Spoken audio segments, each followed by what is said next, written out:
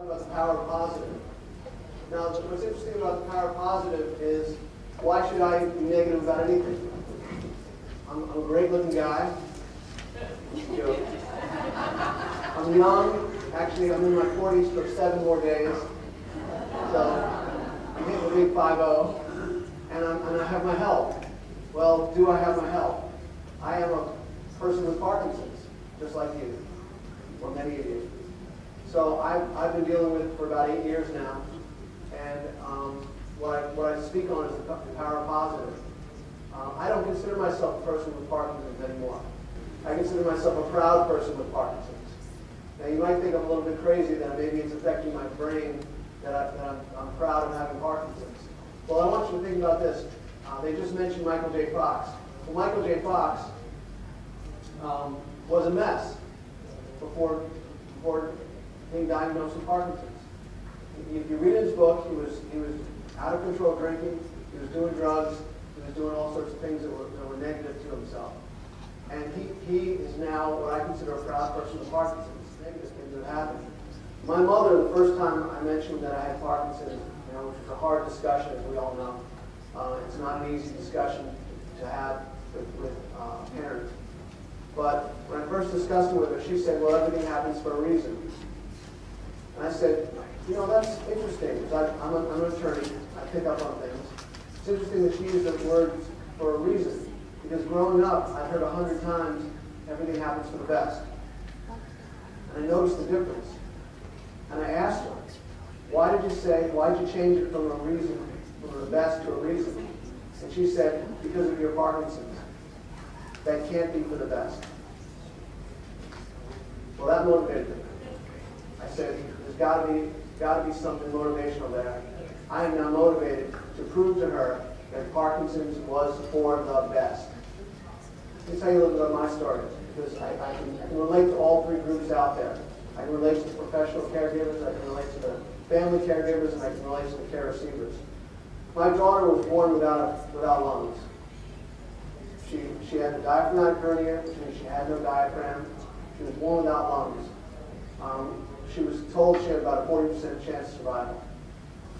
We went through a process of years of dealing with that. She still has cerebral palsy, and I've been a caregiver for life, and I'm happily a caregiver for life, because she's that important to me. And for those of you that are caregivers, I know why you're giving what you're giving is because of the importance of the relationship that you have with people that you're working with. So she was born without lungs, had to be fed through a tube in her side for the first 2.5 years of her life. She is the most optimistic, upbeat. She is my hero. She does everything. She tries everything. Even with cerebral palsy, she just joined a golf team. She does archery. She does volleyball. Not very well, but she does it. And I'm proud of her. What happened with me? I can remember a sunny afternoon when I walked to the doctor's office, and I was told within minutes that I had Parkinson's. Just like you, I was stunned. I was in shock. I didn't know what to do. I actually went to the bathroom and threw water on my face. I said, what am I going to do? I'm 41 years old. I have Parkinson's. I have to deal with this. And it's a new reality. It's something that's it's an emotional trial. So I've decided to be as positive as I possibly be. One of the things that we just heard was Parkinson's 101. Do all the things necessary to keep yourself healthy. Whatever you can do. Exercise. Make it a religious regimen. Do it. Nutrition. Make it an important aspect of your life. That sort of thing. And make a difference. Do something to make a difference. Show of hands, who out there are natural optimists? Natural optimists. I bet your situation threw you for a loop, though. People are shaking their heads. Did it affect your optimism to some degree? You hardcore pessimists out there, this was right up your alley. This was just what you needed. I get your appreciation. It's not an appreciative job, because a lot of times the care receiver is dealing with so much themselves that they don't take the time to thank you. And let me just say, I'm going to say out loud, thank you. Thank you for your care. Thank you for your caregiving. Thank you for putting your lives on hold. Thank you for the financial burden you've undertaken. Thank you for doing everything you've done. And the same thing goes for the professional caregivers. A lot of professional caregivers out there are burned out in some respect. They went in with a noble idea to be a caregiver, a professional caregiver. Understand something. You may not be thanked, but you are appreciated. And understand something else. You are sometimes the last best friend for people. And that's an important role. And that's should be cherished. To be someone's last best friend. Think about that. My son once asked me, what's the worst thing that's ever happened in your life?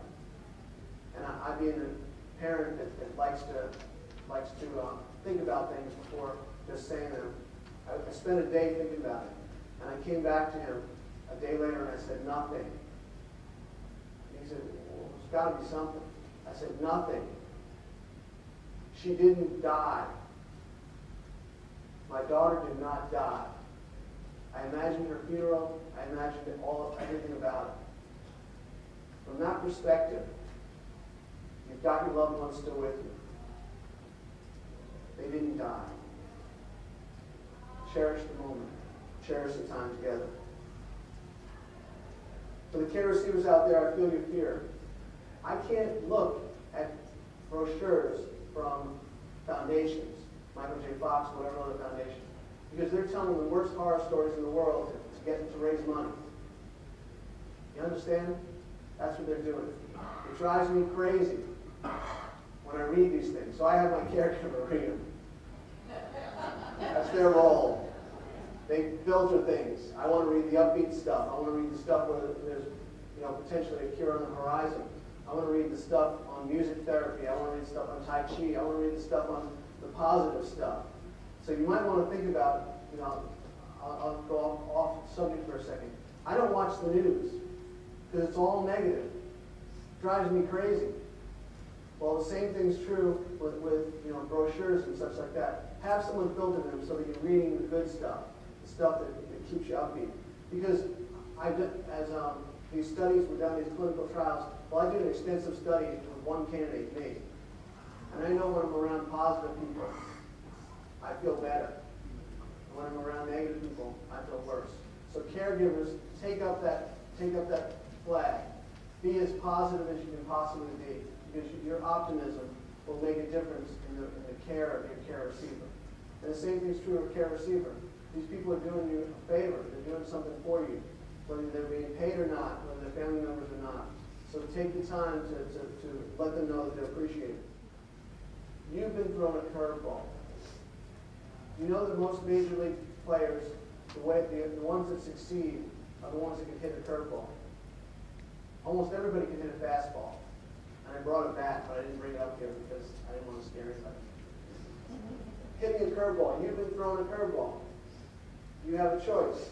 Whether you can hit singles with it, doubles, or swing the fences. With your remaining time, with your remaining physical ability to do it, think about trying to do something to make a difference. Now, with me, I'm not giving you my brain until I'm done with it. If that's making a difference, I'm going to hold off on that one. But I'm committed to use my remaining time helping others. That's why I'm here today. That's why I quit my job 2 years ago as the top attorney for a major corporation to be an inspirational speaker, and to teach law at U of L. That's what I do now. I do a little bit of family law practice, but I'm going to ask you to help me with the inspirational speaking. There's got to be people you know that need inspiration. So if there's anybody you know need inspiration, let me know. Making sure my caregiver knows how much I appreciate them, and that goes true for Dr. Litvin and the rest of the people on the staff. They let them know that how much you appreciate them, and living life to the fullest.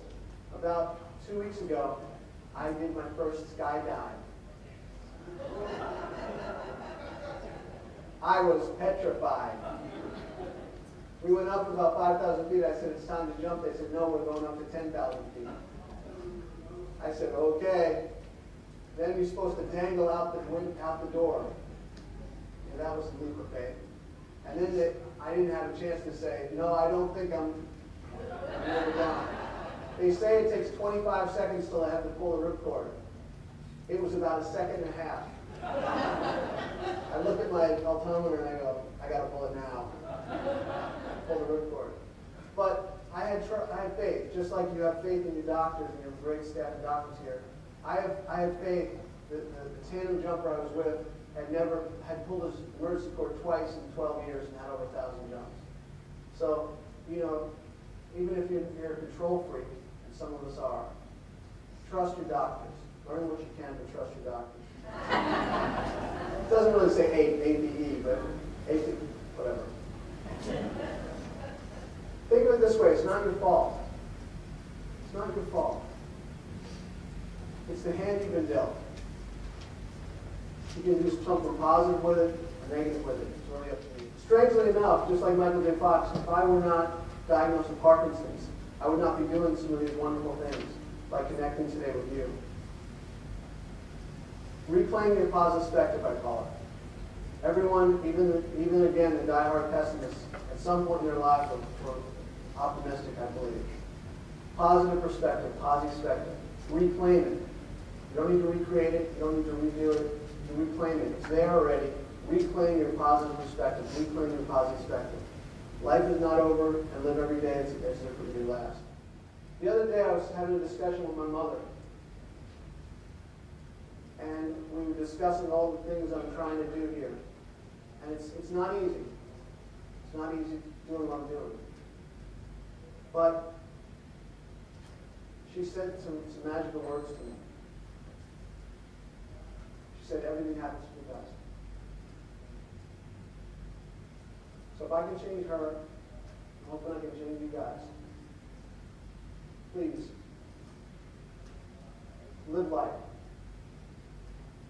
Whatever your situation, whatever the advanced state of your condition is, do everything you can to make life as fulfilling as possible and live life to the fullest. Thank you.